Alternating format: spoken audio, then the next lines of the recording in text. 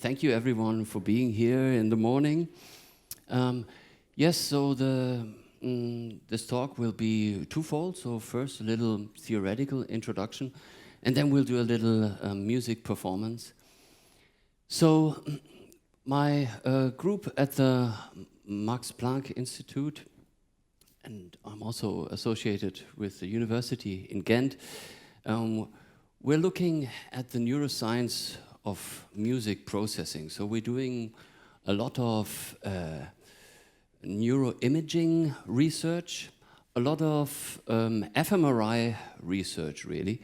And among others, for example, we're very much interested in the rewarding aspects of music. So musical euphoria and what types of extra resources the body and the psyche may get from this, and how this can be used in therapy. I won't go into this today, but into something that is very much related to this.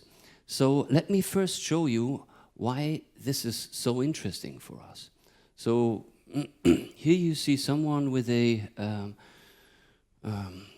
motor system that he doesn't have under control. It's Parkinson's. But the effect of Parkinson's really show something about the work of music in general. So it's just that the motor system in Parkinson's patients, it's it's out of equilibrium. And music does something to that. But music doesn't only do this to Parkinson's patients, but all kinds of patients after stroke, etc., but also on our general motor behavior. So what you see is these typical freezing responses after he put on the camera, and he has problems getting to the music player, but after he's switched on the music player, something happens to him. There should be sound coming from here, I guess.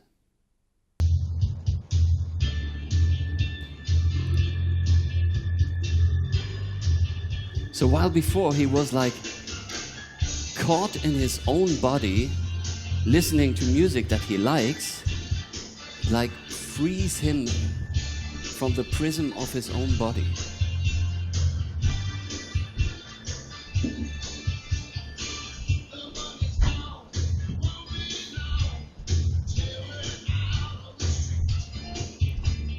So today's perspective of how I want to look at musical euphoria is not from our MRI experiments. It's from something that is really, really old, that people have been doing for thousands of years. And and I went on a music ethnological field trip in a very remote area in northern Cameroon, in the border to Nigeria and the Chad, visiting a subgroup of the Mafa who were living there in the Mandara mountain range that is very difficult to access. It's very beautiful there, but no one really wants to go there because you have a lot of endemic illnesses. And when you go there, you certainly get ill. And they have some very archaic type of music making. For example, with these flutes. So I play it to you.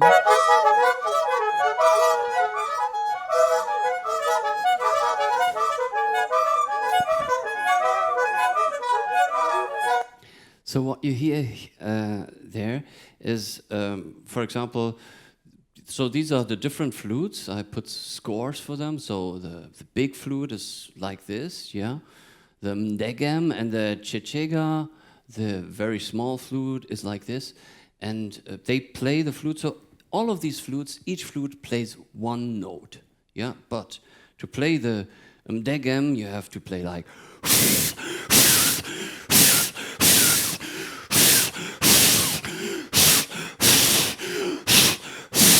And this goes on for hours. And then you have the chechega, like.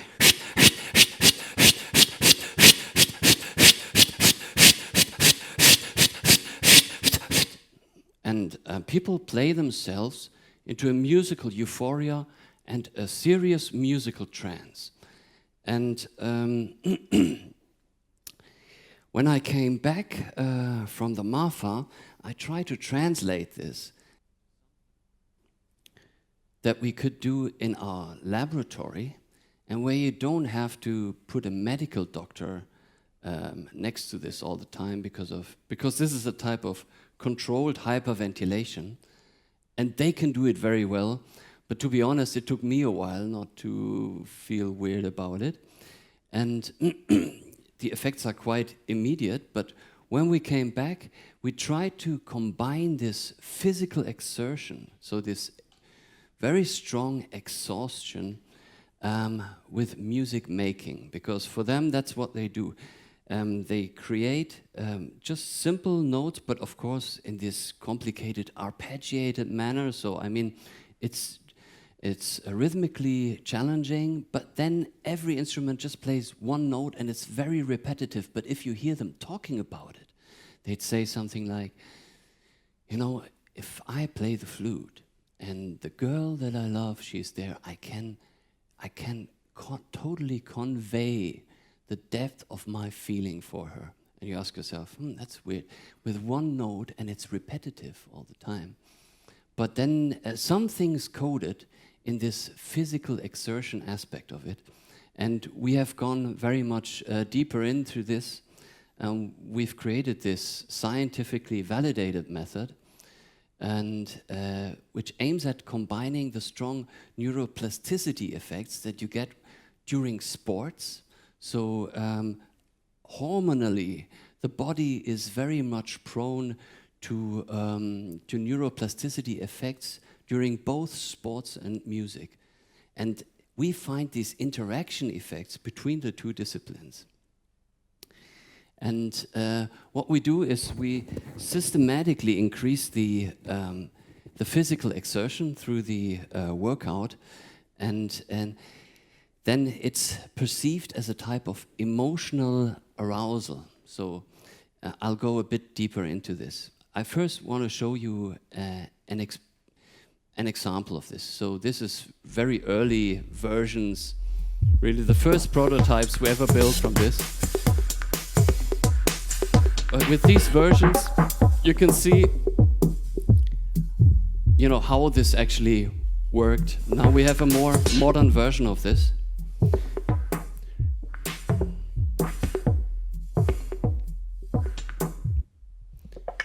So there's different instruments, they're doing very simple things.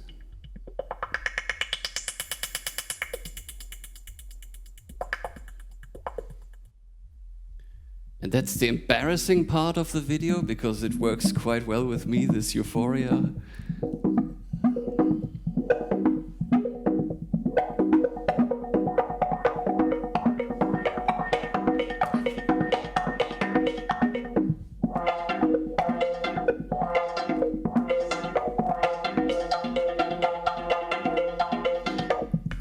And that's a clue, you can play it in a band.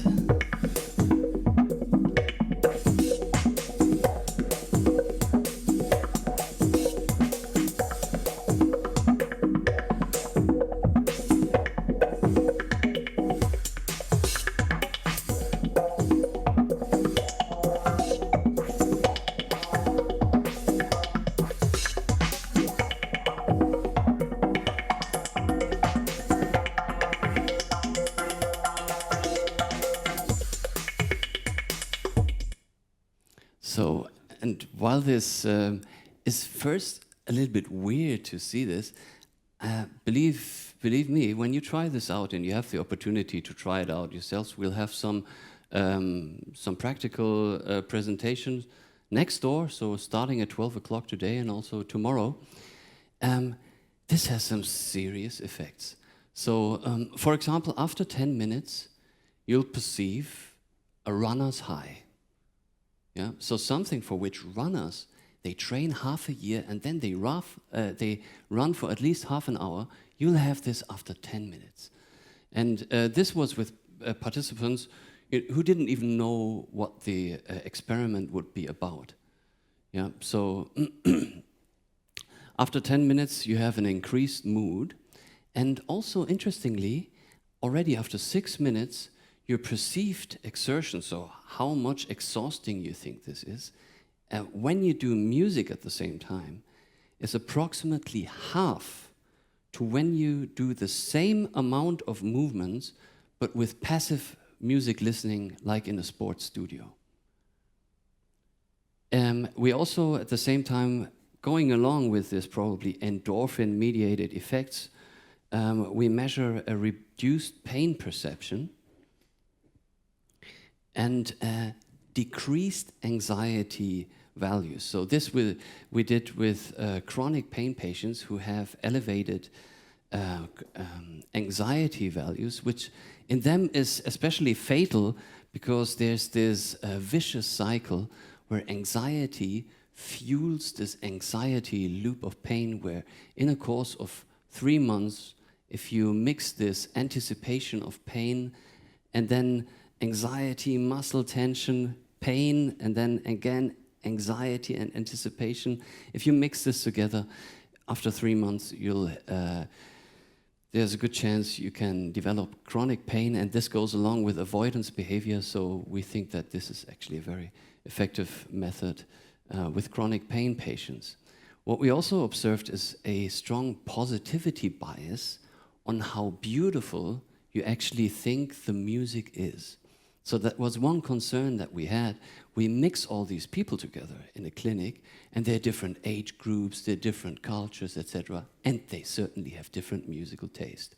So our first concern was, oof, who knows what'll happen? But, you know, they always enjoy.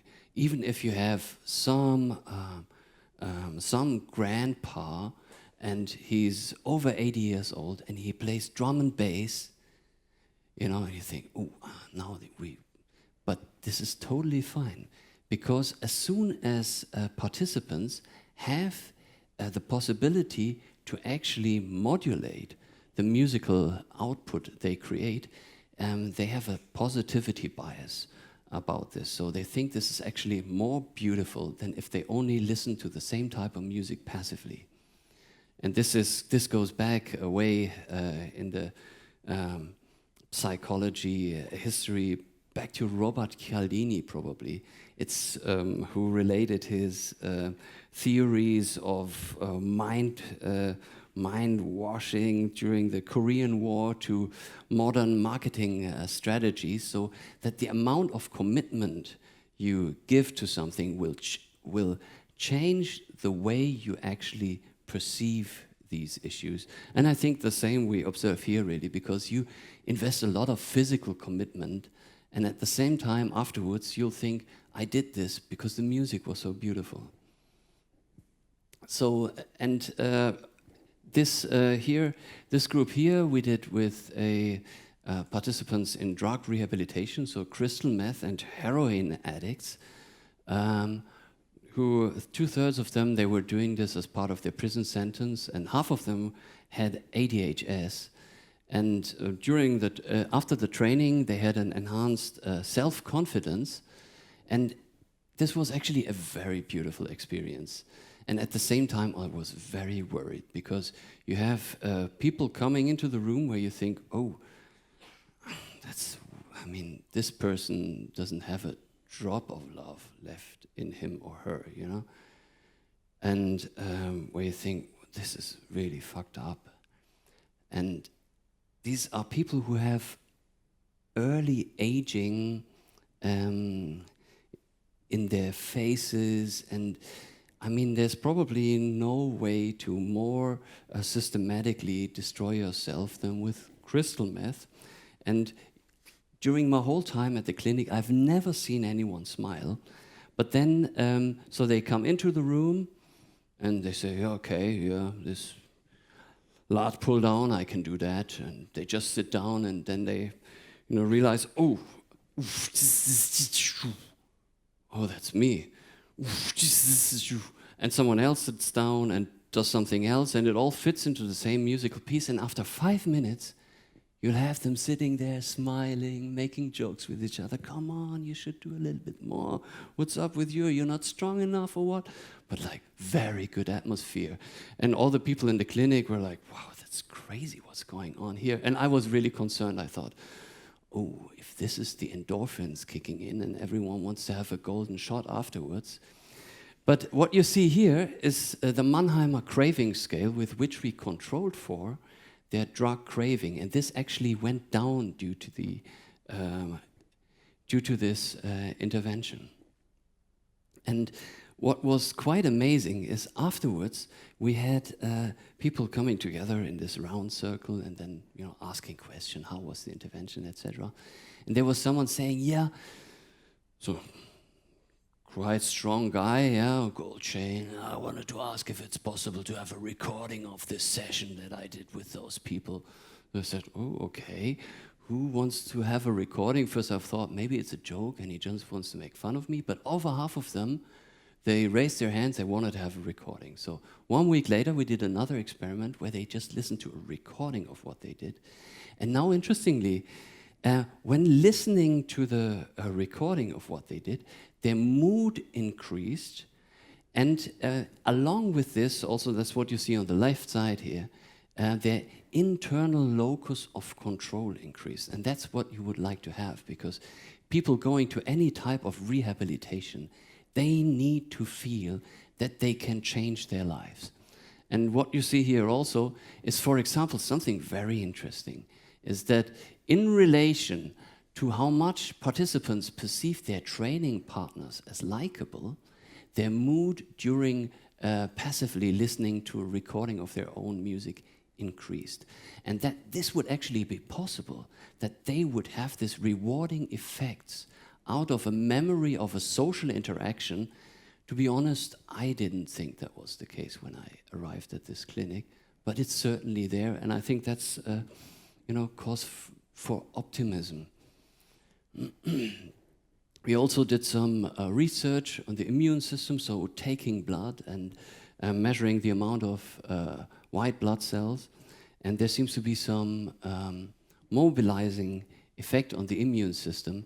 We do this with stroke patients who do this in a week-long training, so they have a 4-week-long training, but what we can show is, so what you see down here is that everyone finds it more aesthetically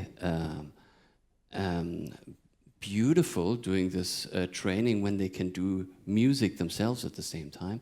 Everyone has a Graham motivation, and what you see here on the left side, that's the actually motor recovery.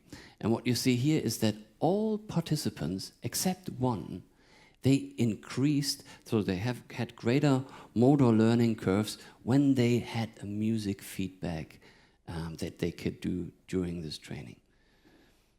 So we also do this with all kinds of patient groups, for example, with Alzheimer's patients, which works beautifully. So even with people who don't know who they are, music taps into this. And I want to show you this video, which we did at a coma clinic in Liège, so in Belgium.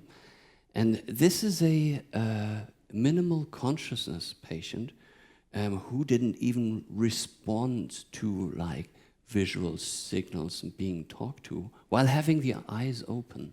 And we did musical feedback first with the finger, and she then started to move the finger, then the hand and the finger, then the arm and the hand. And by that time, there were already 20 people in the room saying, what's going on here? And here you see just a little bit of what she did then with the foot afterwards. There's sound on it.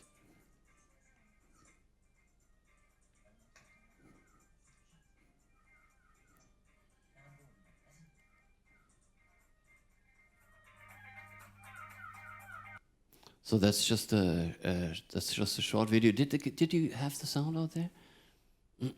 I have it on the monitors though. I'll try it again. So here, of course, with the foot, she only plays this for millimeters.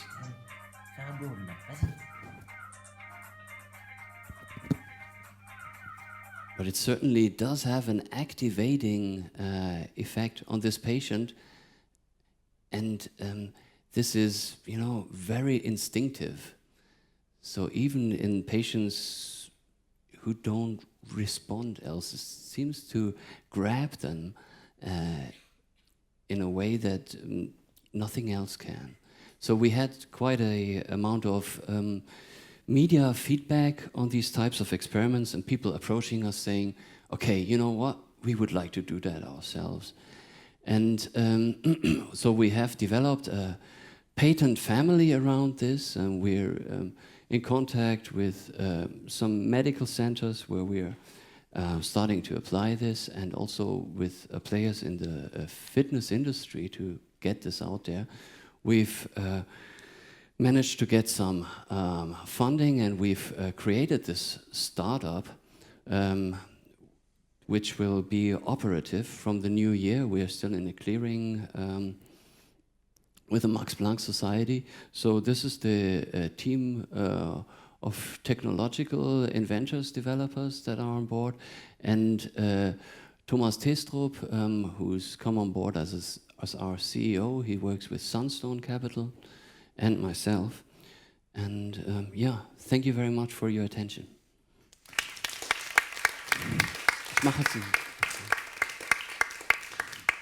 So what we'll do now, we'll have a little reboot here, and then we'll have a little concert.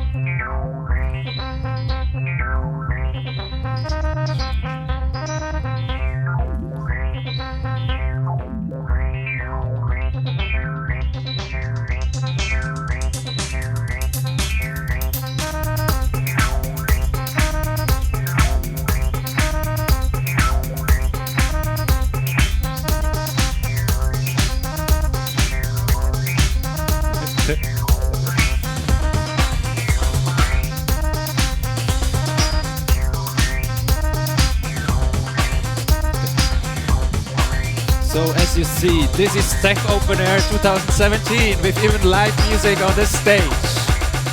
Thank you very much for your performance.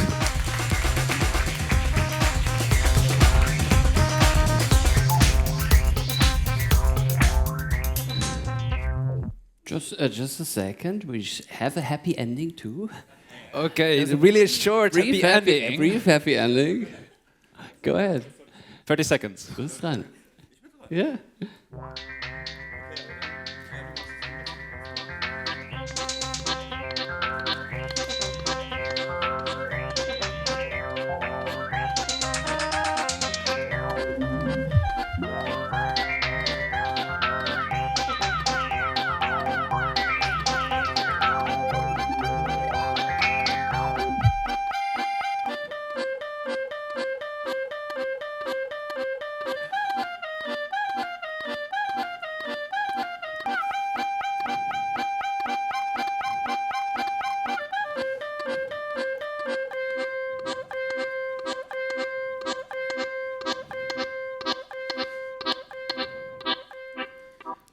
Thank you so very much. much for this performance and this inspiring speech.